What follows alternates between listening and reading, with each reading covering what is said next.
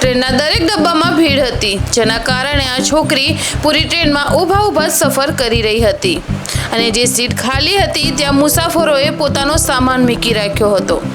પણ પછી એક પોલીસવાળો આવે છે અને જે થયું તેને તો જોઈ બધા જ લોકો ખૂબ જ શાંત થઈ જાય છે. અને તે ટ્રેનમાં સખત ભીડ હતી અને ત્યાંની દરેક સીટ પણ ભરેલી હતી અને તે છોકરી પોતાનું બેગ લઈ અને હાથમાં ચૂપચાપ ઊભી રહી હતી. પણ આશ્ચર્યની વાત તો એ હતી કે સીટ પર માણસ નહીં પણ બેગ અને સામાનને બેસાડેલા હતા.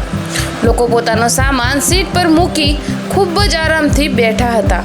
પણ આજે છોકરી ઊભી હતી તેને કોઈએ પણ બેસવા માટે જગ્યા ન આપી. અને પછી ત્યારે ટ્રેનમાં એક પોલીસ ઓફિસર પ્રવેશ કરે છે. તેની નજર સીધી એ છોકરી ઉપર પડે છે અને પછી તે પોલીસ ઓફિસરની નજર એ લોકો પર પણ જાય છે જે સીટ પર પોતાનો સામાન મૂકી અને આરામથી બેસી રહ્યા હતા. પોલીસ ઓફિસર ખૂબ જ શાંતિથી આગળ વધે છે અને એક પછી એક લોકોને કહે છે, આ સીટ પર બેસવાનો અધિકાર માણસનો છે, તમારા સામાન કે પછી આ બેગનો નથી. અને પછી અમુક લોકો ત્યાં બહાના નીકાળવા લાગે છે.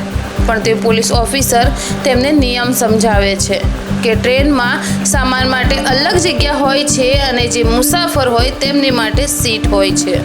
આ વાત સાંભળી બધા થોડાક શરમમાં પડી જાય છે અને ધીરે ધીરે પોતાનો સામાન નીચે ઉતારવા લાગે છે. ત્યારબાદ તે છોકરીને બેસવા માટે જગ્યા મળી જાય છે કે નિયમ ફક્ત લખવા માટે નથી પણ સાચા સમયે તેની પર અમલ કરવા માટે પણ હોય છે. અને જો તમે પણ ટ્રેનમાં મુસાફરી કરતા હો તો તમે પણ આ વાતનું ખાસ ધ્યાન રાખજો કે સીટ માણસો માટે છે, ના કે આપણા સામાન માટે.